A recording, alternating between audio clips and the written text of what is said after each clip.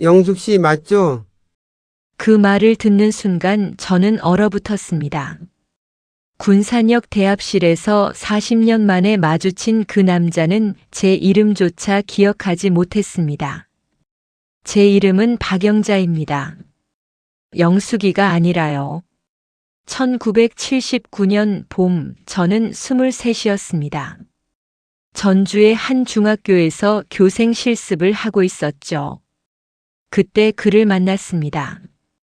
군복무 중이던 25살 청년이었어요. 주말마다 외출 나온 그는 학교 앞 다방에 앉아 있곤 했습니다. 낡은 군복 차림에 까만 군화를 신고서 말이에요. 처음 본 날 그는 다방 창가에 앉아 담배 연기를 내뿜으며 먼 곳을 바라보고 있었습니다. 무언가 깊은 생각에 잠긴 듯한 그 모습이 왠지 쓸쓸해 보였어요. 어느 봄비 내리던 토요일 오후였습니다. 저는 우산 없이 학교를 나섰다가 그 다방 처마 밑으로 뛰어들었죠. 그가 다가와 자신의 우산을 건넸습니다. 검은색 낡은 우산이었어요. 손잡이 부분이 테이프로 감겨 있었습니다. 쓰고 가세요. 그는 그렇게 말하고는 빗속으로 뛰어갔습니다. 저는 그 우산을 쓰고 하숙집으로 돌아왔어요. 다음 주 토요일 우산을 돌려주러 다방에 갔을 때 그는 같은 자리에 앉아 있었습니다. 젖은 군복 차림으로요. 감기에 걸려 코를 훌쩍이면서도 웃고 있었습니다. 그렇게 우리의 인연이 시작됐습니다. 매주 토요일마다 만났어요. 다방에서 차를 마시거나 학교 뒷산을 산책했습니다. 그는 말이 많지 않은 사람이었어요. 하지만 제 이야기를 들어주는 눈빛만큼은 진지했습니다. 저는 서울의 가난한 집안 출신이었고 장학금으로 사범대학을 다녔다는 이야기를 했죠. 그는 전북 김제의 농가 3남 중 막내라고 했습니다. 형들이 농사를 이어받고 자신은 군 제대 후 도시에서 일자리를 찾을 거라고 말했어요. 6월이 되자 저의 교생 실습이 끝났습니다. 서울로 돌아가야 했죠. 마지막 날 그는 작은 편지 한 통을 제게 건넸습니다. 편지에는 이렇게 적혀 있었어요. 영자 씨 제대하면 꼭 다시 찾아뵙겠습니다. 기다려주세요.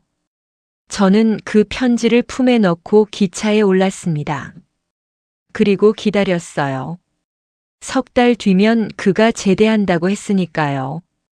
저는 서울에서 중학교 교사 발령을 받았습니다. 하숙집 주소를 편지에 적어 그에게 보냈죠. 하지만 답장은 오지 않았습니다. 9월이 지나고 10월이 왔습니다. 저는 매일 하숙집 우편함을 확인했어요. 아무것도 없었습니다. 11월 어느 추운 날 저는 전주로 내려갔습니다. 그가 다니던 부대를 찾아갔죠. 부대 앞 민간인 통제선에서 한참을 서성이다가 지나가는 군인에게 물어봤습니다. 김정수 일병이라고 6월에 제대한 사람 아십니까? 병사는 고개를 저었습니다. 이름도 모르고 소속도 모르는데 어떻게 찾겠냐고 했어요. 저는 그날 허탈하게 서울로 돌아왔습니다. 그 후로 그를 찾는 일은 포기했습니다. 편지도 전화도 없이 사라진 사람을 어떻게 찾겠습니까? 저는 그가 마음이 바뀐 거라고 생각했어요. 가난한 시골 총각이 서울서 교사하는 여자를 부담스러워했을 거라고 스스로를 설득했습니다. 1981년 봄 저는 맞선을 봤습니다. 서울 출신 회사원이었어요. 성실하고 책임감 있는 사람이었습니다. 그해 가을에 결혼했죠. 남편과의 생활은 평범했습니다. 2아이를 낳았고 저는 교직 생활을 계속했어요. 남편은 성실하게 직장을 다녔고 주말이면 아이들을 데리고 공원에 갔습니다. 나쁜 사람은 아니었어요. 하지만 가끔 비 오는 날이면 문득 그 사람 생각이 났습니다. 낡은 우산을 건네주던 그 청년 말이에요. 세월이 흘러 아이들이 대학을 가고 결혼을 했습니다. 2015년 남편이 정년퇴직을 했어요. 저도 명예퇴직을 신청했습니다. 37년간의 교직 생활을 마무리한 거죠. 남편과 저는 서울 아파트를 정리하고 고향으로 내려갔습니다. 남편의 고향인 익산이었어요. 작은 단독주택을 사서 노후를 준비했습니다. 2018년 3월 남편이 갑자기 쓰러졌습니다. 뇌출혈이었어요. 병원으로 옮겨졌지만 결국 3일 만에 세상을 떠났습니다. 저는 갑작스러운 죽음 앞에서 망연자실했어요. 장례를 치르고 아이들을 서울로 보낸 후 저는 혼자가 됐습니다. 62의 나이에 홀로 남겨진 거죠. 한동안 집에만 틀어박혀 있었습니다. 아무것도 하고 싶지 않았어요. 밥도 제대로 먹지 않았고 청소도 하지 않았습니다. 아이들이 걱정해서 주말마다 내려왔지만 저는 괜찮다고만 했어요. 하지만 괜찮지 않았습니다. 밤마다 불면증에 시달렸고 우울감이 깊어졌죠. 2019년 여름 딸아이가 제안했습니다. 엄마 봉사활동 같은 거 해보는 게 어때요? 집에만 계시지 말고 사람들 좀 만나세요. 저는 별로 내키지 않았지만 딸의 성화에 못 이겨 지역 도서관 자원봉사를 신청했습니다. 주 2회 오후 2시부터 5시까지 책을 정리하고 어린이 열람실을 관리하는 일이었어요. 처음엔 무척 힘들었습니다. 사람들과 어울리는 게 어색했고 체력도 달렸죠. 하지만 점차 익숙해졌습니다. 아이들이 책을 읽는 모습을 보는 게 좋았어요. 교사였던 제게 아이들은 여전히 특별한 존재였습니다. 2019년 가을 새로운 자원봉사자가 합류했습니다. 65쯤 되어 보이는 남자였어요. 키가 크고 머리가 희끗한 분이었습니다. 등이 약간 굽어 있었고 걸을 때 다리를 조금 절었어요. 첫날 자기소개를 할 때 그분은 이렇게 말했습니다. 저는 김정수입니다. 군산에서 왔고 혼자 삽니다. 잘 부탁드립니다. 그 이름을 듣는 순간 제 심장이 멎는 것 같았습니다. 김정수. 40년 전 그 청년과 같은 이름이었어요. 하지만 세상에 김정수라는 이름이 얼마나 많습니까? 저는 우연의 일치라고 생각하려 했습니다. 얼굴도 많이 달라 보였고 목소리도 기억나지 않았어요. 그분과 함께 일하는 시간이 늘어났습니다. 책을 정리하거나 서가를 청소할 때 가끔 대화를 나눴어요. 그분은 말수가 적었습니다. 질문에만 짧게 대답할 뿐 먼저 말을 걸지 않았죠. 그 모습이 어쩐지 낯익었어요. 40년 전 그 청년도 그랬으니까요. 어느 날 제가 무거운 책 상자를 옮기려다 비틀거렸습니다. 그분이 재빨리 다가와 상자를 받아줬어요. 그때 그분의 손등에 오래된 흉터가 있는 걸 봤습니다. 군화에 찍힌 듯한 선명한 자국이었죠. 저는 기억했어요. 1979년 여름 그 청년도 똑같은 곳에 흉터가 있었다는 걸요. 훈련 중 다쳤다고 말했었죠. 하지만 확신할 수 없었습니다. 40년이란 세월이 사람을 얼마나 바꿔놓는지 알았으니까요. 그리고 만약 정말 그 사람이라면 왜 저를 알아보지 못하는 걸까요? 저도 많이 변했지만 목소리나 이름만으로도 알아볼 수 있지 않을까요? 2019년 12월 어느 날 도서관에서 송년회가 열렸습니다. 자원봉사자들과 직원들이 모여 식사를 하는 자리였어요. 저는 김정수 씨 옆자리에 앉게 됐습니다. 식사를 하며 이런저런 이야기를 나눴죠. 고향이 어디세요? 제가 조심스럽게 물었습니다. 김제입니다. 농사 짓는 집안이었어요. 김제. 그 사람도 김제 출신이라고 했었습니다. 제 손이 떨렸어요. 가족은 어떻게 되세요? 혼자 삽니다. 결혼을 안 했어요. 왜요? 제 질문에 그분은 한참 동안 말이 없었습니다. 그러다 조용히 대답했어요. 옛날에 좋아하던 사람이 있었는데 제가 놓쳤어요. 그 후로는 마음이 가는 사람이 없더라고요. 저는 숨이 막혔습니다. 이 사람이 정말 그 사람일까요? 하지만 왜 저를 알아보지 못하는 걸까요? 그분은 어떻게 됐어요? 그 좋아하던 분은요? 결혼했겠죠, 뭐. 제가 연락을 못했으니까요. 왜 연락을 안 하셨어요? 그분은 고개를 숙였습니다. 한참 후에 입을 열었어요. 제대하고 나서 교통사고를 당했어요. 다리를 다쳐서 6개월 동안 병원에 있었죠. 그 사이에 집안이 망했습니다. 형님들이 보증을 잘못 써서 빚더미에 앉았어요. 저는 병원비도 못 낼 정도였습니다. 그런 처지로 어떻게 그분을 찾아가겠어요? 명문대 나온 교사 선생님한테 다리 저는 백수가 어울리겠습니까? 제 눈에서 눈물이 흘러내렸습니다. 그분은 당황해서 저를 바라봤어요. 왜 그러세요? 제가 무슨 잘못을? 아니에요. 그냥 슬픈 이야기라서요.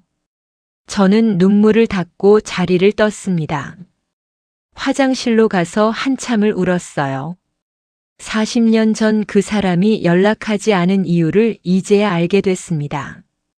그는 저를 피한 게 아니었어요. 스스로 자격이 없다고 생각했던 거죠. 하지만 왜 저를 알아보지 못하는 걸까요? 이름이라도 기억하지 않을까요? 아니면 정말 다른 사람일까요? 저는 혼란스러웠습니다. 2020년 초 코로나가 터졌습니다. 도서관이 한동안 문을 닫았어요. 자원봉사도 중단됐죠. 저는 집에서 그분 생각만 했습니다. 정말 그 사람이 맞는지 확인하고 싶었지만 방법이 없었어요. 6월이 되자 도서관이 다시 문을 열었습니다.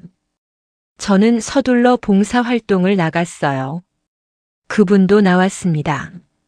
마스크를 쓰고 있었지만 눈빛만으로 알아볼 수 있었죠. 어느 날 제가 용기를 냈습니다.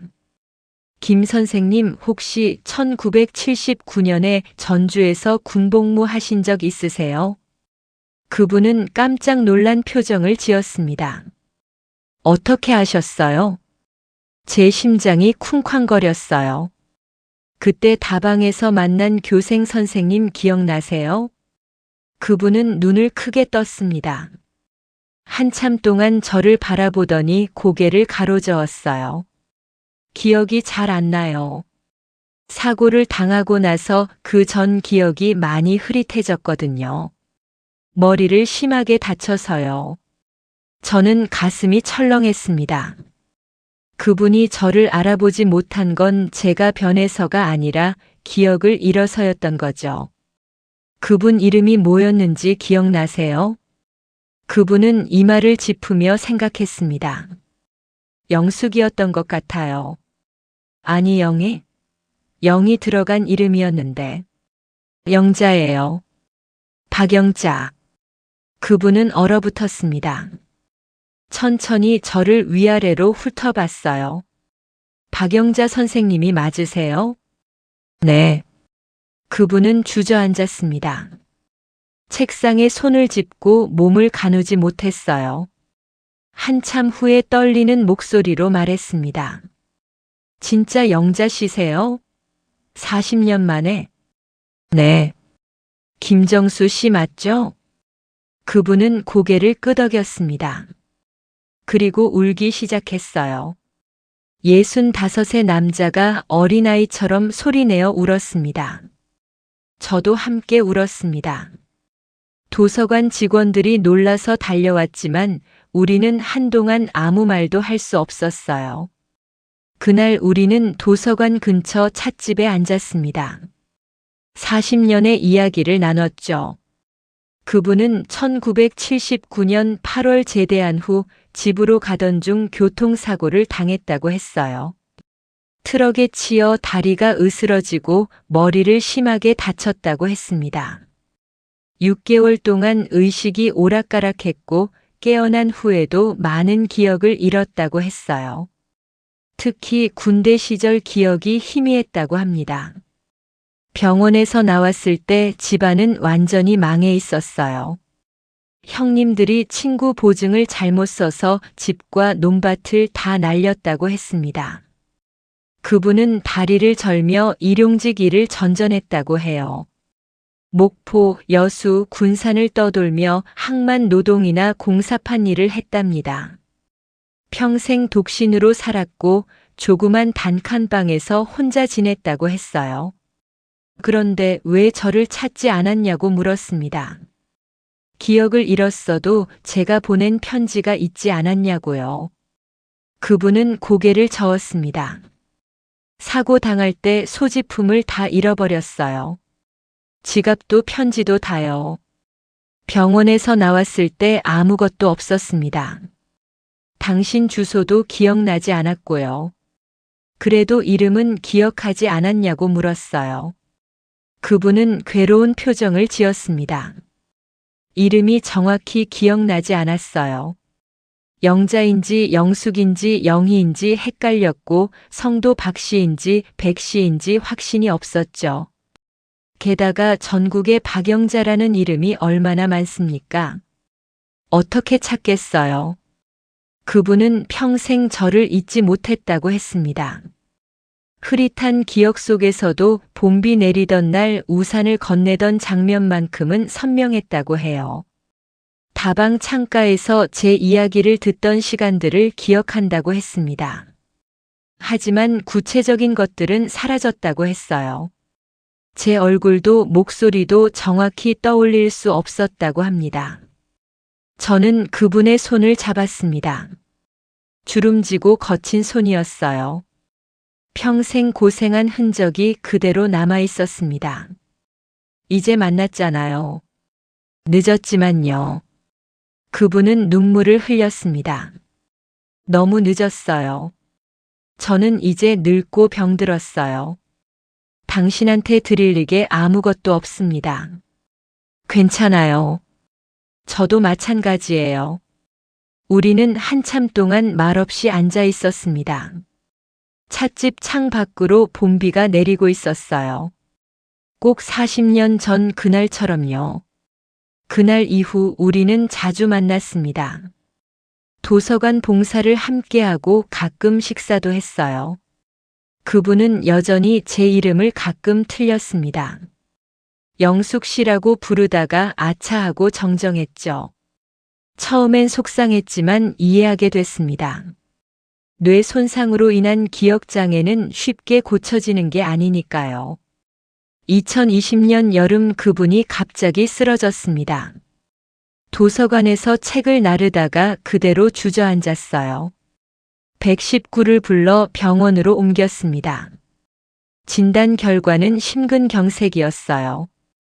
응급수술을 받고 중환자실에 입원했습니다. 저는 매일 병원을 찾아갔습니다. 중환자실 밖에서 하염없이 기다렸어요. 보호자도 없고 가족도 없는 그분을 누가 돌보겠습니까? 저라도 곁에 있어야 했습니다. 일주일 후 그분이 깨어났습니다. 중환자실에서 일반 병동으로 옮겼어요. 제가 병실에 들어갔을 때 그분은 창밖을 보고 있었습니다. 영자 씨. 그분이 제 이름을 정확히 불렀습니다. 저는 깜짝 놀랐어요. 이름 제대로 부르시네요. 그분은 웃었습니다. 죽을 뻔하니까 기억이 돌아오더라고요. 신기하죠? 정말요? 네. 영자 씨 얼굴도 목소리도 다 기억나요. 그때 그대로예요. 저는 울음이 터졌습니다. 40년 만에 그분이 저를 온전히 기억해낸 겁니다. 그분은 한 달 후에 퇴원했습니다. 그런데 갈 곳이 없었어요. 단칸방 월세도 밀린 상태였고 퇴원 후에도 지속적인 치료가 필요했습니다. 저는 결정을 내렸습니다. 우리 집에 오세요. 그분은 고개를 저었어요. 안 됩니다. 무슨 명분으로 남의 집에 들어가요? 손님으로 오세요. 빈 방이 있어요. 자식들이 뭐라고 하겠어요? 제가 설득할게요. 저는 아이들에게 전화했습니다. 딸과 아들 모두 처음엔 반대했어요. 어머니가 홀로 계신데 낯선 남자를 집에 들이는 게 말이 되냐고 했습니다. 하지만 저는 설명했어요. 40년 전 인연이 있던 분이고 지금은 아픈 몸으로 갈 곳이 없다고요. 그분을 외면할 수 없다고 했습니다. 아이들은 결국 허락했습니다. 대신 조건을 달았어요. 주말마다 내려와서 확인하겠다고요. 저는 그러라고 했습니다. 그렇게 그분은 제 집 작은 방에 들어왔습니다. 2020년 9월이었어요. 그분은 조심스러웠습니다. 최소한의 공간만 사용하고 식사도 혼자 차려 드셨어요. 청소도 빨래도 스스로 했습니다. 저는 그분과 함께 산책을 했습니다. 느리게 걷는 그분 옆에서 천천히 걸었어요. 가끔 옛날 이야기를 나눴습니다.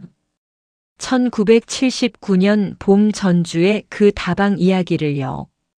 학교 뒷산에서 본 노을 이야기를요. 2021년 봄 그분이 청혼을 했습니다. 아침 식사를 하다가 갑자기 말했어요. 영자 씨 저랑 결혼해 주실 수 있을까요? 저는 수저를 놓았습니다. 예상하지 못한 말이었어요. 우리 나이가 어떻게 되는데요?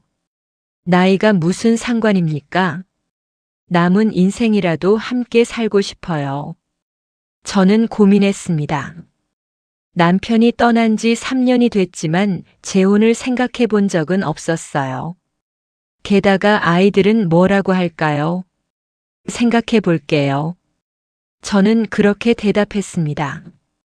며칠 동안 고민했어요. 과연 이게 옳은 일인가? 죽은 남편에게 미안한 일은 아닐까? 아이들이 상처받지는 않을까? 하지만 제 마음은 이미 정해져 있었습니다. 40년 전 놓쳤던 인연을 다시 잡고 싶었어요. 그분과 함께 남은 시간을 보내고 싶었습니다. 좋아요. 결혼해요.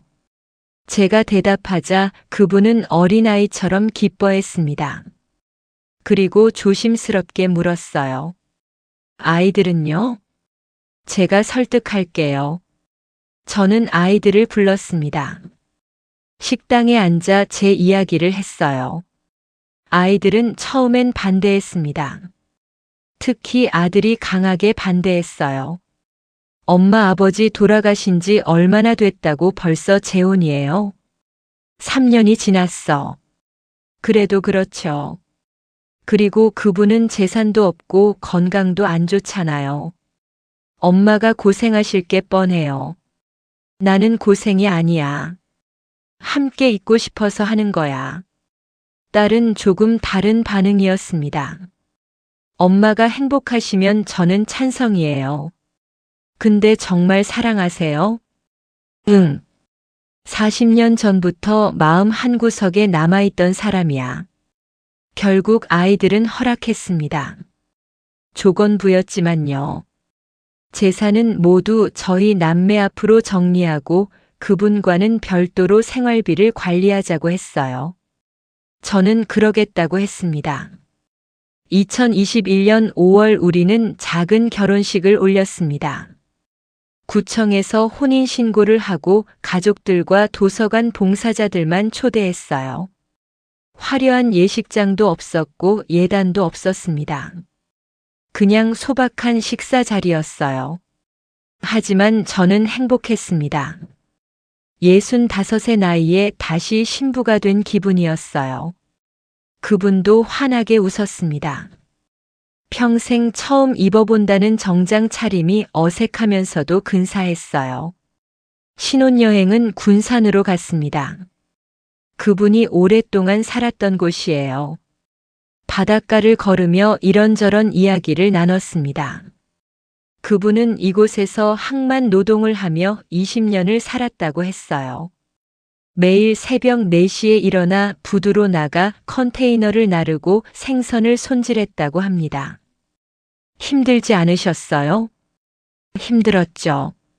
하지만 살아야 했으니까요. 그리고 언젠가 영자 씨를 다시 만날 수 있을 거라는 희망이 있었어요. 정말요? 네. 이상하게 그런 예감이 들었어요. 죽기 전에 꼭 한 번 더 만날 거라고요. 우리는 군산역에 들렀습니다. 그곳 대합실 벤치에 앉았어요. 그분이 말했습니다. 여기서 당신을 처음 봤을 때 심장이 멎는 줄 알았어요. 도서관에서 일하다가 여기 올 일이 있었거든요. 그런데 대합실에 당신이 앉아 있는 거예요. 저도 기억나요. 2019년 가을이었죠. 맞아요. 저는 다가가서 말을 걸고 싶었어요.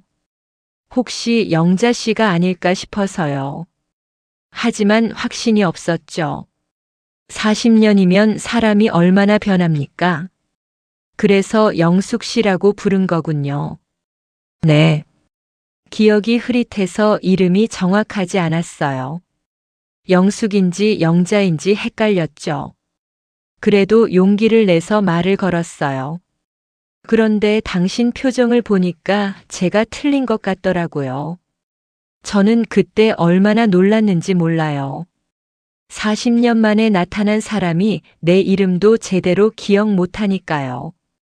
미안해요. 정말 미안해요. 이제 괜찮아요. 다 이해해요. 우리는 대합실에서 한참을 앉아 있었습니다. 기차가 들어오고 나가는 것을 바라보면서요. 마치 시간이 멈춘 것 같았어요. 결혼 생활은 평화로웠습니다. 그분은 여전히 도서관 봉사를 했고 저도 함께 했어요. 집에서는 함께 요리를 하고 청소를 했습니다. 저녁이면 TV를 보거나 책을 읽었죠. 특별한 일은 없었지만 행복했습니다. 2022년 봄 그분의 건강이 다시 나빠졌습니다. 심장이 약해져서 자주 숨이 찼어요. 병원에 다니며 약을 먹었지만 계속 악화됐습니다.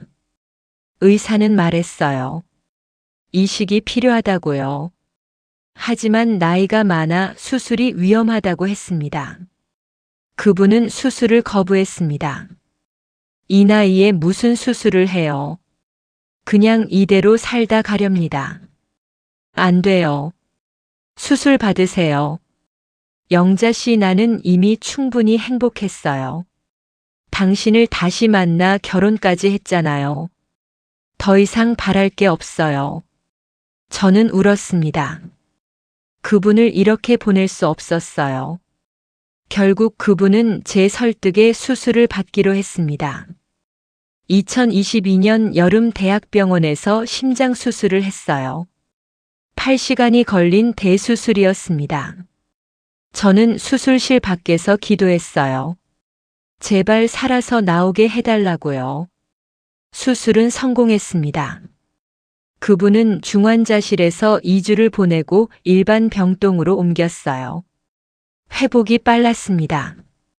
의사도 놀랄 정도였죠. 생명력이 강하시네요. 이 나이에 이렇게 빨리 회복하는 경우는 드뭅니다. 한 달 후 그분은 퇴원했습니다. 집으로 돌아와 천천히 일상을 회복했어요. 산책도 다시 시작했고 도서관 봉사도 재개했습니다. 2023년 봄 우리는 여행을 갔습니다. 전주였어요. 40년 전 우리가 처음 만난 그곳이었죠. 그 다방은 이미 사라지고 없었습니다. 대신 편의점이 들어서 있었어요. 학교도 많이 변해 있었습니다. 하지만 뒷산은 그대로였습니다. 우리는 천천히 산을 올랐어요. 숨이 차서 자주 쉬었지만 끝까지 올랐습니다. 정상에서 바라본 전주 시내는 낯설면서도 익숙했어요. 여기서 노을 봤었죠? 네.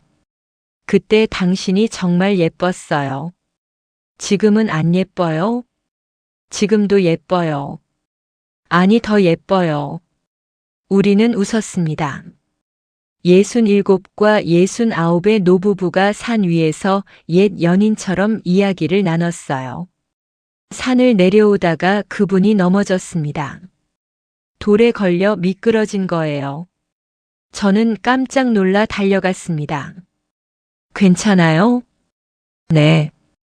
다행히 손만 좀 까졌어요.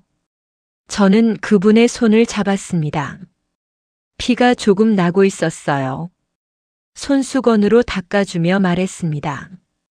조심해야 해요. 이제 우리 나이가 어떻게 되는데요? 알아요.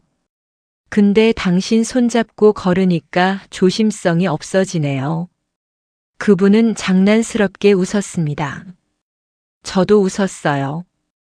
2023년 가을 저희는 아이들과 함께 식사를 했습니다. 딸과 사위 아들과 며느리 그리고 손주들까지 모두 모였어요. 손주들이 물었습니다. 할머니, 할아버지는 언제 만났어요? 아주 오래전이야. 할머니가 23 때. 와, 그럼 엄청 오래됐네요. 그런데 중간에 헤어졌다가 40년 만에 다시 만났어. 헐, 대박. 완전 드라마네요. 맞아. 드라마 같은 인생이지. 손주들은 신기해했습니다. 아이들도 웃으며 듣고 있었어요. 딸이 말했습니다. 엄마 행복해 보여서 다행이에요. 너희 아버지한테 미안하지만 나도 내 인생을 살아야지. 아버지도 이해하실 거예요. 엄마가 혼자 외롭게 사시는 것보다 훨씬 나아요. 아들도 거들었습니다. 처음엔 반대했지만 지금은 잘하신 것 같아요. 김 선생님도 좋은 분이시고요. 그분은 고개를 숙이며 말했습니다. 고맙습니다. 제가 어머님을 잘 모시겠습니다. 그날 저녁은 정말 행복했습니다. 가족들이 모여 웃고 떠들고 음식을 나눠 먹었어요. 그분도 편안한 표정으로 함께 있었습니다. 2024년 겨울 그분이 또 쓰러졌습니다. 이번엔 뇌졸중이었어요. 화장실에서 쓰러진 걸 제가 발견했습니다. 119를 불러 응급실로 갔지만 상태가 좋지 않았어요. 의사는 말했습니다. 뇌출혈이 심합니다. 수술을 해도 후유증이 클 겁니다. 그래도 수술해 주세요. 수술은 했지만 그분은 깨어나지 않았습니다. 한 달째 중환자실에 누워 있었어요. 저는 매일 병원에 갔습니다. 면회 시간마다 손을 잡고 이야기를 걸었죠. 여보, 일어나세요. 우리 아직 갈 데가 많아요. 제주도도 가야 하고 설악산도 가야 해요. 아무 반응이 없었습니다. 그저 인공호흡기 소리만 들렸어요. 2025년 2월 의사가 저를 불렀습니다. 각오하셔야 할 것 같습니다. 뇌 기능이 거의 정지됐어요. 저는 무너졌습니다. 이렇게 보낼 수 없었어요.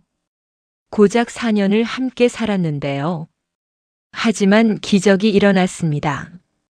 3월 어느 날 그분이 눈을 떴어요. 희미하게 저를 바라봤습니다. 영자. 그분이 제 이름을 불렀습니다. 저는 울면서 손을 잡았어요. 네, 여기 있어요. 보고 싶었어. 저도요. 너무 보고 싶었어요. 그분은 한 달 더 병원에 있다가 퇴원했습니다. 하지만 많이 약해져 있었어요. 왼쪽이 마비돼서 휠체어를 타야 했습니다. 말도 어눌해졌고 기억력도 떨어졌어요. 저는 그분을 돌봤습니다. 식사를 도와주고 씻겨주고 화장실에 데려다 줬어요. 밤에는 옆에서 잠을 잤습니다. 호흡이 불안정해서 수시로 확인해야 했거든요. 힘들지 않아요? 딸이 걱정스럽게 물었습니다. 괜찮아. 이게 사랑이야. 요양원에 보내는 건 어때요? 싫어. 내가 끝까지 돌볼 거야. 저는 그렇게 결심했습니다. 그분을 낯선 곳에 혼자 둘 수 없었어요. 2025년 여름 그분의 상태가 조금 나아졌습니다. 재활 치료를 받으며 조금씩 회복했어요. 휠체어 없이 지팡이를 짚고 걸을 수 있게 됐습니다. 말도 또렷해졌고 기억력도 돌아왔어요. 어느 날 그분이 말했습니다.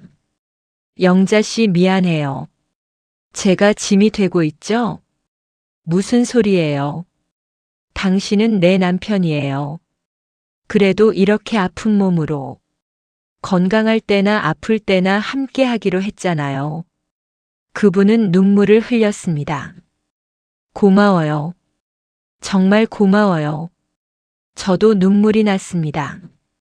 우리는 한참 동안 손을 잡고 있었어요. 가을이 되자 우리는 다시 도서관에 나갔습니다. 그분은 지팡이를 짚고 천천히 걸었어요. 예전처럼 많은 일은 할 수 없었지만 아이들에게 책을 읽어주는 건 가능했습니다. 아이들은 그분을 좋아했어요.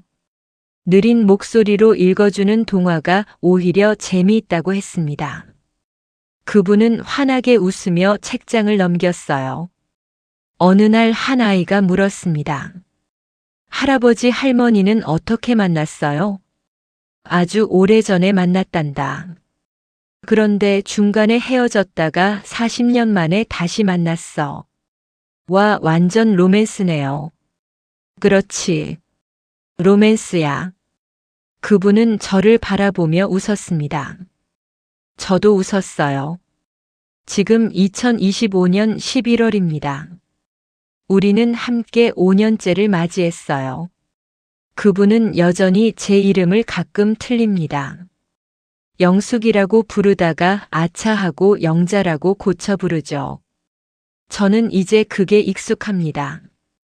오히려 정겹게 느껴져요. 어제 그분이 말했습니다. 영자 씨, 우리 사진 찍을까요? 갑자기 왜요? 그냥 남기고 싶어서요. 우리 함께 있는 모습을요. 우리는 집 앞마당에서 사진을 찍었습니다. 딸이 내려와서 찍어줬어요.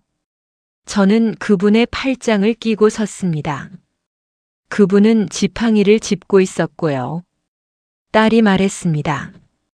웃으세요. 하나, 둘, 셋. 우리는 환하게 웃었습니다. 셔터가 눌렸어요. 나중에 사진을 보니 신기했습니다.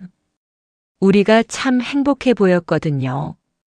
주름진 얼굴에 희끗한 머리지만 젊은 연인 같은 미소를 짓고 있었어요. 그분이 말했습니다. 우리 참 잘 어울리네요. 그럼요. 40년을 기다린 사이인데요. 다음 생에도 만날 수 있을까요? 당연하죠. 또 40년 만에 만나도 알아볼 거예요. 이번엔 내 이름 안 틀릴게요. 괜찮아요. 틀려도 돼요. 이름이 뭐가 중요해요. 마음만 알아주면 되죠. 우리는 웃었습니다. 그리고 한참 동안 사진을 바라봤어요. 지난 5년을 돌아보면 참 많은 일이 있었습니다. 수술도 하고 쓰러지기도 했어요. 아프기도 하고 힘들기도 했습니다. 하지만 후회는 없어요. 그분과 함께한 매 순간이 소중했습니다. 40년 전 저는 그분을 원망했습니다. 왜 연락도 없이 사라졌냐고 화가 났었어요. 하지만 이제는 압니다. 그분도 어쩔 수 없었다는 걸요. 사고로 다치고 기억을 잃고 집안이 망하면서 저를 찾을 수 없었던 거죠. 그리고 40년이 지나 우리는 다시 만났습니다. 군산역 대합실에서요. 그분은 제 이름을 틀렸지만 저를 찾고 있었어요. 흐릿한 기억 속에서도 저를 기억하고 있었습니다. 사람들은 묻습니다. 그 나이에 재혼이 무슨 의미가 있냐고요. 이미 다 늙었는데 뭐가 좋냐고요. 하지만 저는 알아요. 나이는 숫자일 뿐이라는 걸요. 사랑에는 나이가 없다는 걸요. 물론 쉽지는 않았습니다. 아이들을 설득하는 것도 힘들었고 주변 시선도 부담스러웠어요. 그분의 병을 돌보는 것도 쉬운 일이 아니었습니다. 하지만 그 모든 게 사랑이었습니다. 지금 그분은 거실 소파에 앉아 책을 읽고 있습니다. 느린 속도로 한 글자 한 글자 읽고 있어요. 저는 부엌에서 저녁 준비를 하면서 그 모습을 바라봅니다. 평범한 일상이지만 저는 행복합니다. 오늘 저녁엔 그분이 좋아하는 된장찌개를 끓일 거예요. 밥을 짓고 나물을 무치고 생선을 구울 겁니다. 그리고 둘이 마주 앉아 식사를 할 거예요. 그분은 천천히 밥을 먹으며 맛있다고 말할 겁니다. 저는 웃으며 더 먹으라고 할 거예요. 식사 후엔 함께 산책을 나갈 겁니다. 느리게 동네 한 바퀴를 돌 거예요. 그분은 지팡이를 짚고 저는 그분의 팔을 잡고 걸을 겁니다. 지나가는 이웃들이 인사할 거예요. 우리는 웃으며 인사를 받을 겁니다. 집으로 돌아와서는 TV를 보거나 음악을 들을 거예요. 그분은 옛날 노래를 좋아합니다. 저도 함께 흥얼거릴 거예요. 밤이 되면 침대에 누워 손을 잡고 잠들 겁니다. 이게 우리의 일상입니다. 특별할 것 없는 평범한 하루하루예요. 하지만 이 평범함이 저에게는 기적입니다. 40년을 기다려서 얻은 일상이니까요. 앞으로 얼마나 더 함께할 수 있을지 모릅니다. 어쩌면 내일이 마지막일 수도 있고 10년을 더 함께할 수도 있어요. 하지만 저는 후회하지 않을 겁니다. 지금 이 순간을 최선을 다해 살고 있으니까요. 그분은 여전히 제 이름을 가끔 틀립니다. 영숙이라고 부르다가 미안해하죠. 하지만 저는 괜찮습니다. 이름이 뭐가 중요하겠어요. 그분이 저를 사랑한다는 걸 아니까요. 그분의 눈빛에서 마음을 읽을 수 있으니까요. 40년 만에 재회. 처음엔 놀랍고 혼란스러웠습니다. 제 이름조차 제대로 기억하지 못하는 그분을 어떻게 받아들여야 할지 몰랐어요. 하지만 시간이 지나면서 깨달았습니다. 진짜 사랑은 이름이 아니라 마음을 기억하는 거라는 걸요. 그분은 제 이름을 틀렸지만 제 마음은 기억하고 있었습니다. 40년 전 봄비 내리던 날 우산을 건네주던 그 마음을 말이에요. 다방 창가에서 제 이야기를 들어주던 그 진심을 말이에요. 저도 마찬가지입니다. 그분의 얼굴은 변했지만 그 눈빛만큼은 변하지 않았어요. 무언가 깊은 생각에 잠긴 듯한 쓸쓸한 눈빛이요. 그게 저를 처음 사로잡았던 것이고 지금도 여전히 제 마음을 움직이는 것입니다. 사람들은 말합니다. 늙어서 무슨 사랑이냐고요. 하지만 저는 반대로 생각합니다. 늙어서야말로 진짜 사랑을 할 수 있는 거라고요. 젊을 때는 조건을 따지고 미래를 계산합니다. 하지만 늙어서는 그냥 함께 있는 것만으로도 충분해요. 그분과 저는 서로에게 아무것도 줄 게 없습니다. 재산도 없고 건강도 없고 미래도 없어요. 하지만 우리에게는 지금 이 순간이 있습니다. 함께 웃고 함께 우는 이 시간이 있어요. 그것만으로도 충분합니다. 며칠 전 그분이 물었습니다. 영자 씨 후회하지 않아요? 나 같은 사람이랑 결혼한 거요. 저는 단호하게 대답했습니다. 전혀요. 오히려 40년 전에 결혼하지 못한 게 후회돼요. 왜요? 그때 했으면 더 고생했을 텐데요. 그래도 당신과 더 오래 함께 할 수 있었잖아요. 그분은 웃었습니다. 그리고 제 손을 꼭 잡았어요. 다음 생에는 더 일찍 만나요. 네.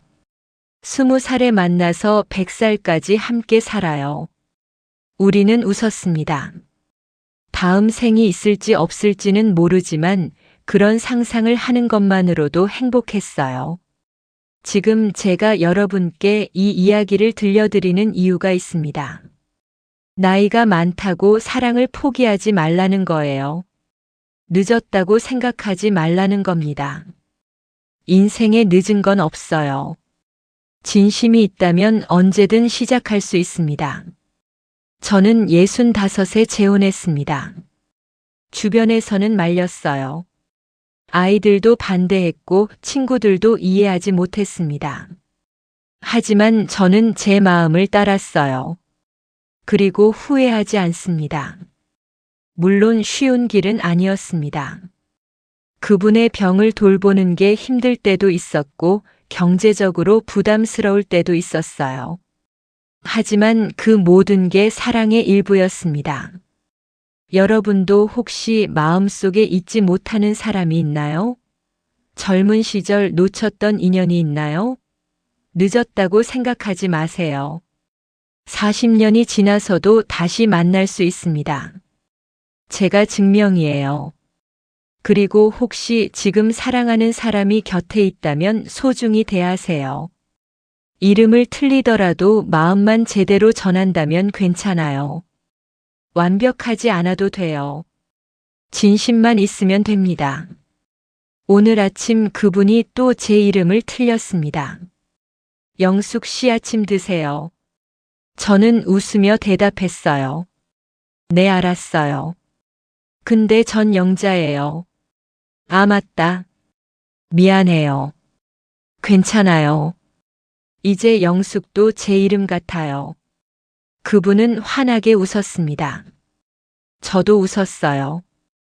우리는 그렇게 아침을 먹었습니다. 창밖으로 가을 햇살이 들어왔습니다. 따뜻하고 부드러운 빛이었어요. 그 빛 속에서 그분의 얼굴이 평화로워 보였습니다. 저는 생각했어요. 이게 행복이구나.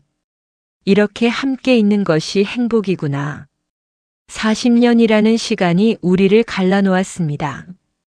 하지만 결국 우리는 다시 만났어요. 군산역 대합실에서요. 그분은 제 이름을 틀렸지만 저를 찾고 있었습니다. 그리고 저도 알지 못한 채로 그분을 찾고 있었어요. 인생은 참 신기합니다. 어떻게 될지 아무도 몰라요. 40년 전 저는 그분을 다시 만나리라고는 상상도 못했습니다. 군산역에서 그를 마주쳤을 때도 처음엔 몰랐어요. 하지만 시간이 지나면서 알게 됐죠. 우리는 운명이었다는 걸요. 가끔 상상합니다. 만약 40년 전에 그분이 사고를 당하지 않았다면 어땠을까요? 제대하고 저를 찾아왔다면 우리는 결혼했을까요? 아이를 낳고 평범하게 살았을까요? 하지만 이내 생각을 멈춥니다. 과거를 바꿀 수는 없으니까요. 그리고 지금이 나쁘지 않으니까요. 비록 늦었지만 함께 할 수 있어서 행복합니다. 그분도 비슷한 생각을 하나 봐요. 어느 날 이렇게 말했거든요. 영자 씨 40년을 돌아갔으면 좋겠어요. 다시 젊어져서 당신과 처음부터 시작하고 싶어요. 저는 고개를 저었습니다. 아니요. 지금이 좋아요. 지금의 우리가 좋아요. 왜요? 젊을 땐 서툴렀을 거예요. 싸우기도 하고 이해하지 못하기도 했겠죠. 하지만 지금은 달라요. 서로를 온전히 받아들일 수 있어요. 그분은 고개를 끄덕였습니다. 맞아요. 지금이 가장 좋은 때인지도 몰라요. 우리는 손을 잡았습니다. 주름진 손이었지만 따뜻했어요. 지난주 도서관에 새로운 아이가 왔습니다. 5살쯤 되어 보이는 여자아이였어요. 엄마 손을 잡고 처음 도서관에 온 거죠. 아이는 책을 보다가 그분에게 다가왔습니다. 할아버지, 이 책 읽어주세요. 그분은 환하게 웃으며 아이를 무릎에 앉혔습니다. 그리고 천천히 책을 읽어주기 시작했어요. 아이는 집중해서 듣고 있었습니다. 저는 그 모습을 바라보며 생각했어요. 그분이 건강했다면 우리 아이에게도 저렇게 책을 읽어줬겠구나. 손주들에게도 저렇게 다정했겠구나. 하지만 후회는 없었습니다. 지금 이렇게라도 함께 있을 수 있으니까요. 아이들에게 책을 읽어주는 그분의 모습을 볼 수 있으니까요. 책을 다 읽고 나자 아이가 물었습니다. 할아버지, 할머니는 어디 있어요? 그분은 저를 가리켰습니다. 저기 계신 분이 할머니야. 아이가 저를 보더니 달려왔습니다. 할머니, 할아버지가 책 잘 읽어줘요. 그래? 할아버지가 착하시지? 네. 근데 할머니도 책 읽어줄 수 있어요? 물론이지. 저는 아이와 함께 책을 골랐습니다. 그리고 읽어주기 시작했어요. 그분은 옆에 앉아서 미소 지으며 듣고 있었습니다. 그 순간 저는 느꼈어요. 우리가 가족이구나. 비록 늦게 만났지만 이제 진짜 가족이 됐구나. 저녁이 되어 집으로 돌아왔습니다. 저녁을 먹고 설거지를 하는데 그분이 뒤에서 껴안았어요. 감사해요. 뭐가요? 모든 게요. 저를 받아준 것도 돌봐준 것도 사랑해준 것도요. 저도 감사해요. 다시 만나줘서요. 우리는 그렇게 한참을 서 있었습니다. 부엌에서 껴안은 채로요. 밖에서는 가을 바람이 불고 있었습니다. 밤이 되자 침대에 누웠습니다. 그분은 금방 잠들었어요. 규칙적인 숨소리가 들렸습니다. 저는 그 소리를 들으며 생각했어요. 이 순간이 영원했으면 좋겠다고요. 시간이 멈춰서 우리가 계속 이렇게 함께 있었으면 좋겠다고요. 하지만 시간은 흐릅니다. 우리는 늙어가고 언젠가는 헤어질 거예요. 하지만 괜찮습니다. 지금 이 순간을 충분히 사랑하고 있으니까요. 제가 먼저 갈 수도 있고 그분이 먼저 갈 수도 있어요. 누가 먼저든 남은 사람은 슬플 겁니다. 하지만 후회는 하지 않을 거예요. 최선을 다해 사랑했으니까요. 그분의 손을 잡았습니다. 잠든 그분의 손은 따뜻했어요. 저는 그 손을 놓지 않았습니다. 아침이 올 때까지 계속 잡고 있었습니다. 다음 날 아침 그분이 눈을 떴을 때 제일 먼저 한 말이 있습니다. 영자 씨 사랑해요. 저는 웃으며 대답했어요. 저도 사랑해요. 이름을 제대로 불러줘서 고마워요. 당연하죠. 이제 안 틀려요. 그분은 자신있게 말했지만 저는 알아요.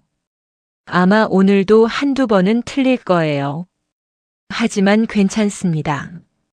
그분이 저를 사랑한다는 건 변하지 않으니까요. 우리는 아침을 먹고 산책을 나갔습니다.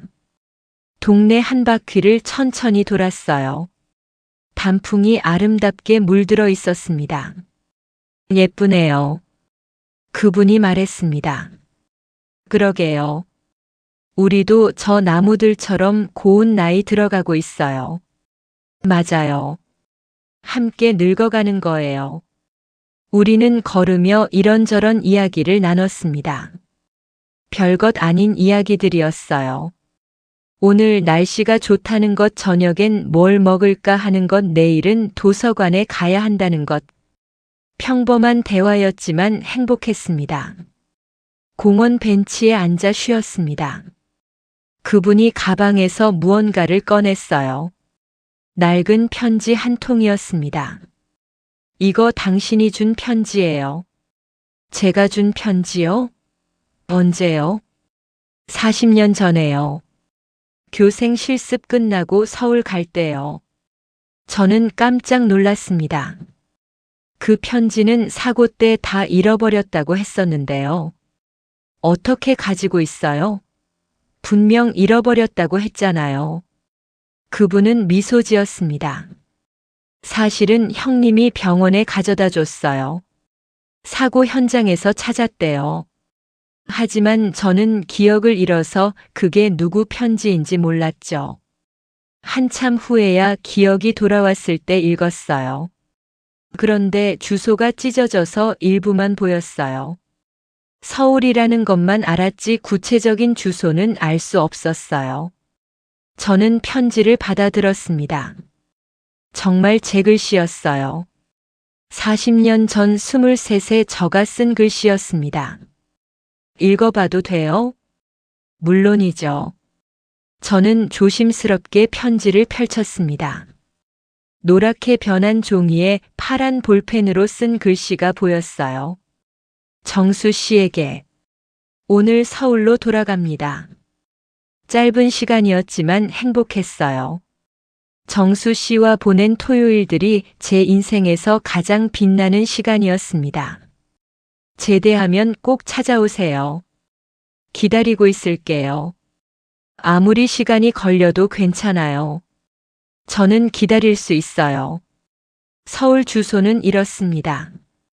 다시 한번 적어 둘게요. 잊어버리지 마세요.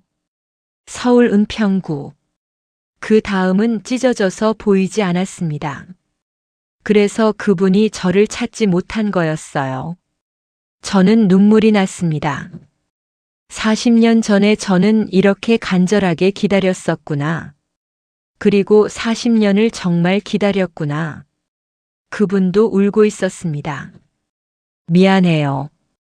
제가 이 편지를 제대로 지키지 못해서 우리가 40년을 헤어져 있었어요. 아니에요. 당신 잘못이 아니에요. 그래도 미안해요. 당신이 얼마나 기다렸을까요? 저는 기다렸어요. 하지만 후회하지 않아요. 그 기다림이 있었기에 지금의 사랑이 더 소중한 거니까요. 우리는 한참 동안 울었습니다. 공원 벤치에서 두 노인이 울고 있었어요. 지나가는 사람들이 걱정스럽게 쳐다봤지만 우리는 신경 쓰지 않았습니다. 울음이 멎자 그분이 말했습니다. 영자 씨, 제가 당신한테 줄 게 하나 있어요. 뭔데요? 이건데요. 그분은 작은 상자를 꺼냈습니다. 낡은 보석함 같았어요. 열어보니 반지가 들어 있었습니다. 금반지가 아니라 은반지였어요. 소박했지만 예뻤습니다. 1979년에 샀어요. 제대하면 당신한테 청혼하려고요. 근데 사고가 나는 바람에 못 줬죠. 그래도 버리지 못하고 평생 가지고 있었어요. 저는 반지를 받아들었습니다. 작고 단순한 은반지였어요. 하지만 제게는 세상 어떤 다이아몬드보다 소중했습니다. 끼워봐도 돼요?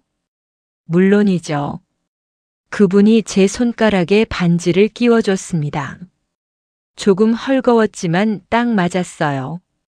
40년 전 23세 제 손에 맞춰 만든 반지가 67의 제 손에도 맞았습니다. 예뻐요. 당신이 예뻐요.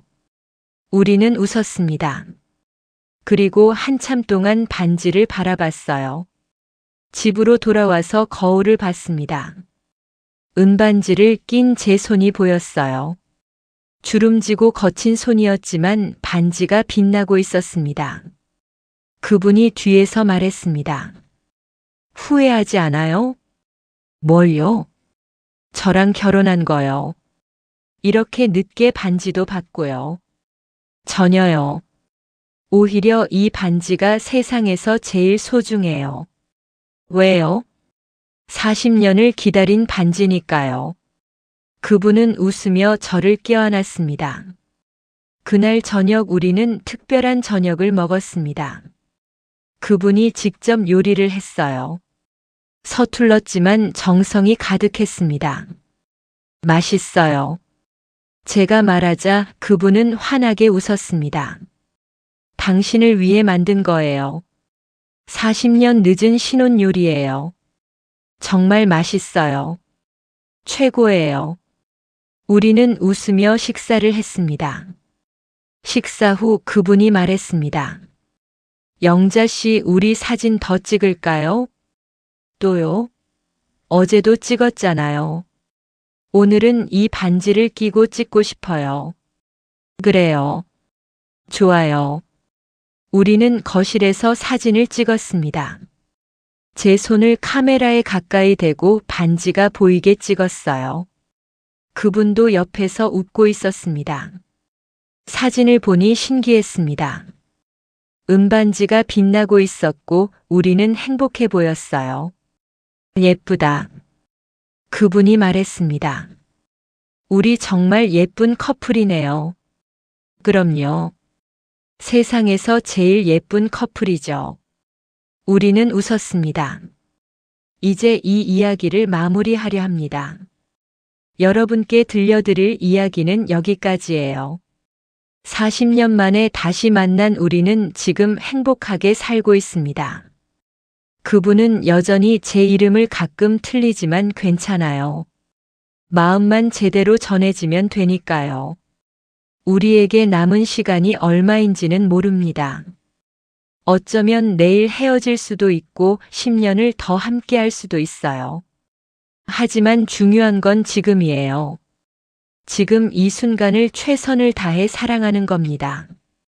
여러분께도 이 이야기가 작은 위로가 되었으면 좋겠습니다. 늦었다고 생각하지 마세요. 인생에 늦은 건 없어요. 진심이 있다면 언제든 시작할 수 있습니다. 그리고 지금 사랑하는 사람이 곁에 있다면 꼭 안아주세요. 사랑한다고 말해주세요. 시간은 기다려주지 않으니까요. 저는 40년을 기다렸습니다. 그리고 다시 만났어요. 여러분도 포기하지 마세요. 진심은 반드시 통하니까요. 그분이 부릅니다. 영숙 씨, 아니 영자 씨. 차 한잔 할래요? 저는 웃으며 대답합니다. 네, 갈게요. 오늘도 우리는 함께 차를 마실 겁니다. 창가에 앉아서 햇살을 받으며 이런저런 이야기를 나눌 거예요. 평범한 오후지만 저에게는 기적 같은 시간입니다. 이것이 저희 이야기입니다. 40년 만의 재회. 틀린 이름으로 시작된 사랑. 하지만 진심으로 이어진 인연. 그리고 지금도 계속되고 있는 우리의 매일. 여러분, 오늘 이야기 어떠셨나요?